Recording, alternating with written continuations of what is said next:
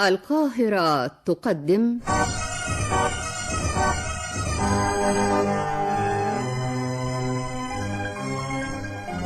على اسم مصر. على اسم مصر التاريخ يقدر يقول ما شاء. أنا مصر عندي أحب وأجمل الأشياء.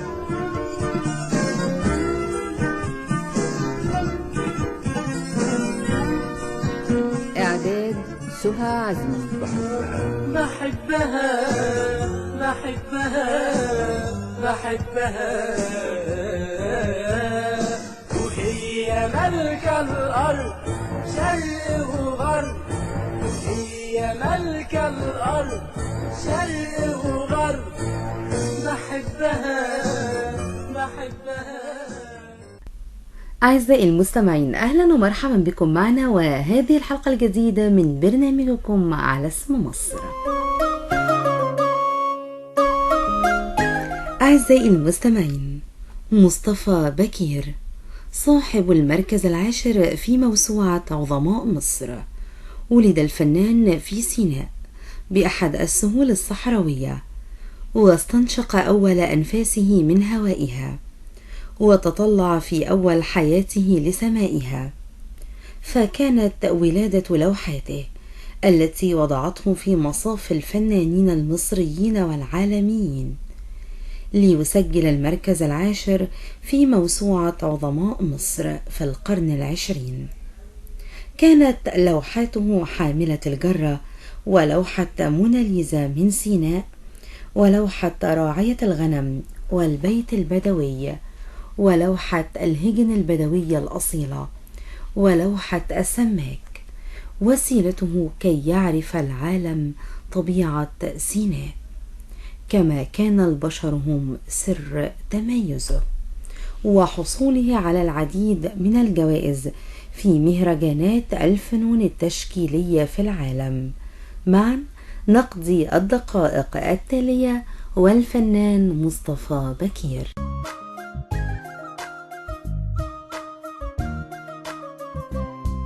أولا سعداء جدا بإذاعتنا العظيمة والعاملين في الإذاعة لما بنقول إن سيناء هي الأرض المقدسة من ثرى مصر الأم. وسيناء بطبيعتها وبحدائقها وجبالها والبحر الأحمر والبحر الأبيض، هذا بخلاف أن سيناء تعتبر جنة في الأرض. كل هذا جعلني أنا كفنان، كابن من أبناء سيناء، وعشت مع الطبيعة ومع الإنسان اللي عايش على أرض سيناء، فعشقت سيناء تماما.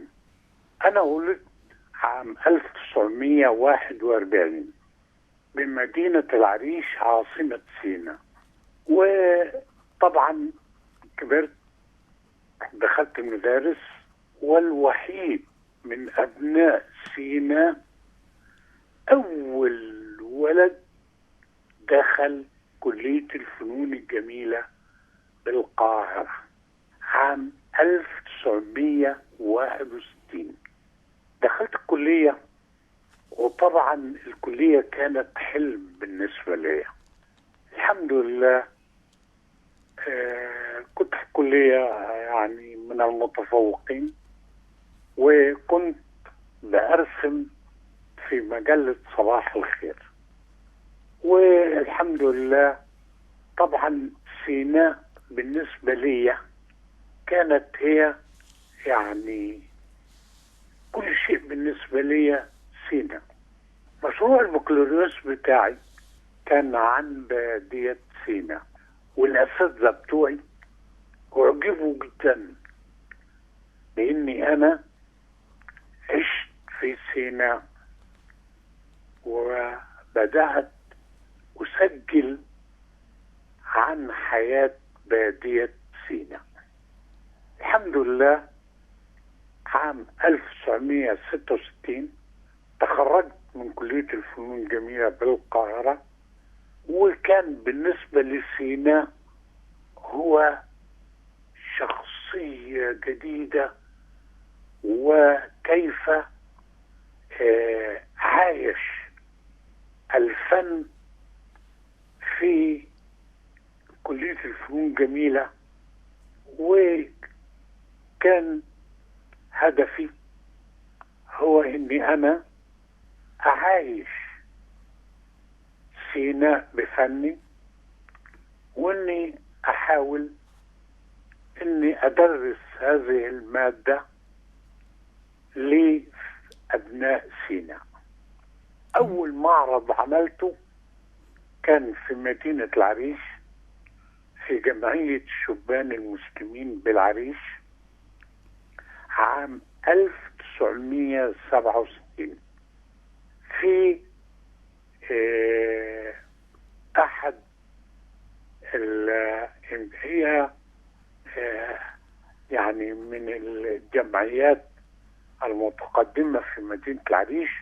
وافتتح المعرض المحافظ كان اللواء محمد عبد المنعم القرماني محافظ سيناء.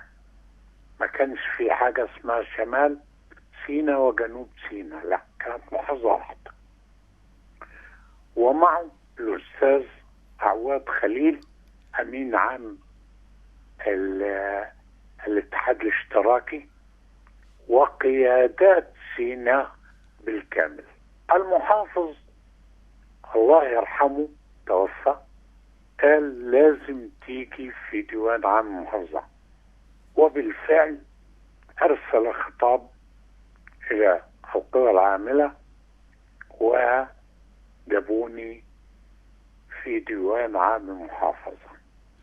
الحمد لله استمريت في المحافظة وعشت على أرض سيناء البقعة المقدسة من ثرى مصر الأم. وعملت بعد ذلك 67 معرض خاص في القاهرة الأم وفي العديد من الدول: روسيا، تنزانيا، إيطاليا، ألمانيا، أمريكا، بلجيكا. والحمد لله كانت كل المعارض بتاعتي عن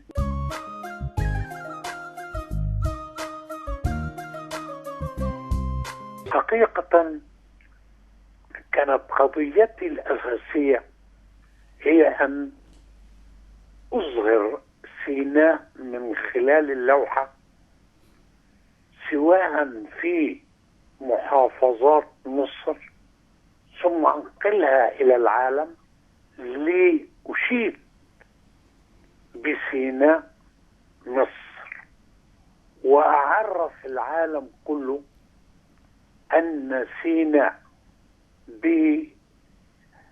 بالنخيل، بالزيتون، بالجبال، بالعادات والتقاليد، بالبادية، بالحضر، بالحياة اليومية، بالطبيعة السيناوية الفريدة والنادرة من خلال اللوحة. والحمد لله فعلا ربنا وفقني واستطعت أن أحقق هذا الهدف.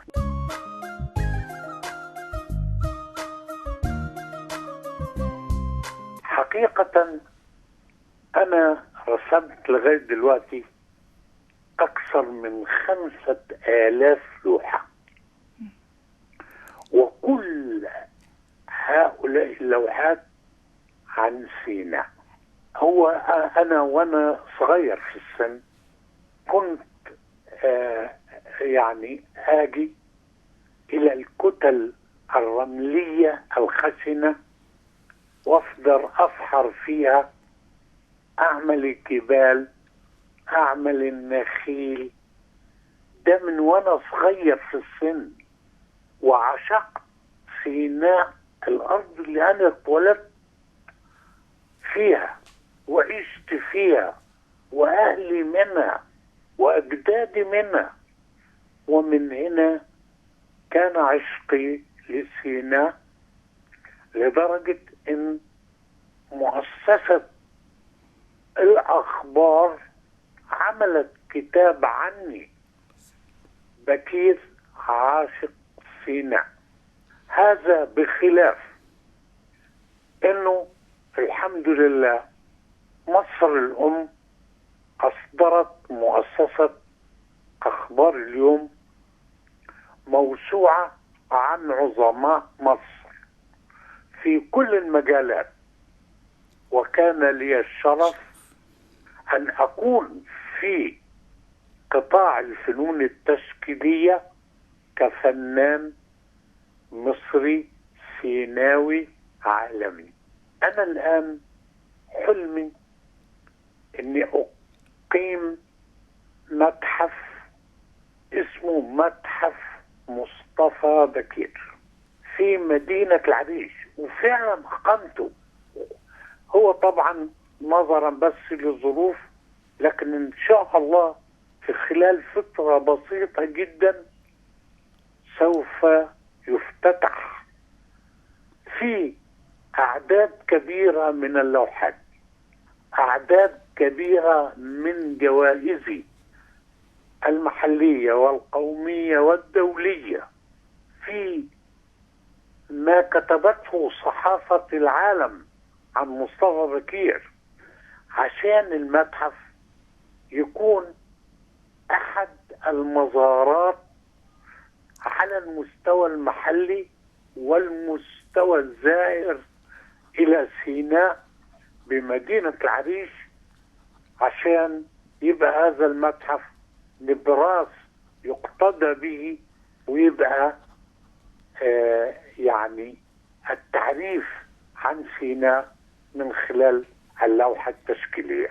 لا، سيناء أنا عامل أقرب حاجة دلوقتي بانوهات عن سيناء فيها تراث كامل، ونشر في الصحافة والمجلات فيها سيناء العادات والتقاليد، سواء على المستوى البادية ومستوى الحضر، ثم الطبيعة عن طبيعة سيناء، انتصارات قوات مصر العظيمة على أرض سيناء. كل هذا معمول في بانوهات متواجدة عندي عشان تتوضع برضو في المتحف، لتسجل تراث سيناء والعادات والتقاليد، وفي نفس الوقت الحياة اليومية، عشان تبقى نبراس لزيارات سيناء من كل المواقع. والله سيناء هي قطعة غالية عزيزة لكل مصري، وسيناء بالنسبة للشعب المصري اللي هو شعبنا، سيناء هي أرض المستقبل. سيناء فيها أول حاجة تعتبر مساحة ضخمة سوف تحل مشاكل الكثافة السكانية في مصر. سيناء فيها أراضي زراعية رائعة هتكون إن شاء الله أرض الخضروات والفواكه يعني الشعير والقمح والذرة والآخر. سيناء أغنى منطقة فيها التعدين، المعادن التعدينية. سيناء فيها أكبر خامات الإسمنت والجير.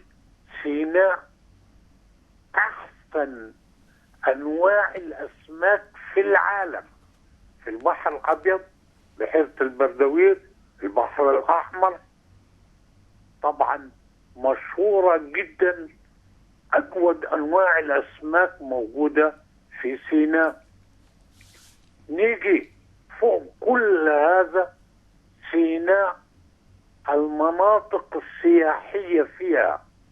أولا لو احنا بصينا نلاقي انه لما جت القوات الإسلامية لافتتاح مصر، ده مشهورة جدا ولغاية دلوقتي جت عن طريق سيناء، دير سانت كاترين، السيدة مريم وابنها عيسى مشوا عن طريق سيناء. سيدنا إبراهيم مشي عن طريق سيناء وتزوج من سيناء.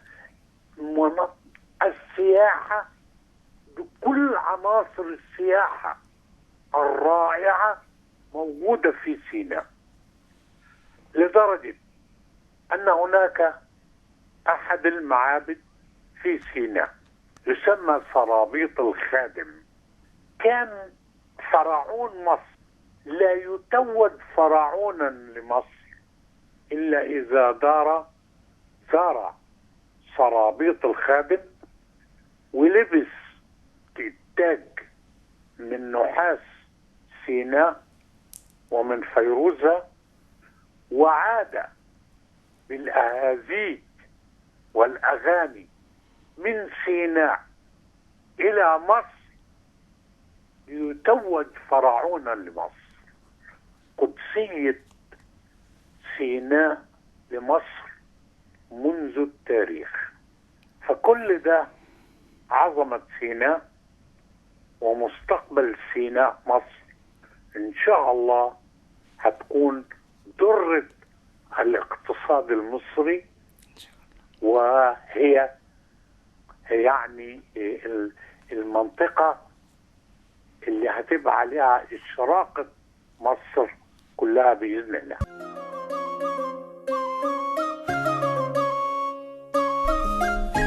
إلى هنا أعزائي المستمعين نأتي إلى ختام حلقة الليلة من برنامجكم على اسم مصر. حتى يجمعنا وإياكم لقاء جديد، تقبلوا تحيات سهى عزمي، وهذه تحيات مهندس الصوت محمود الشناوي.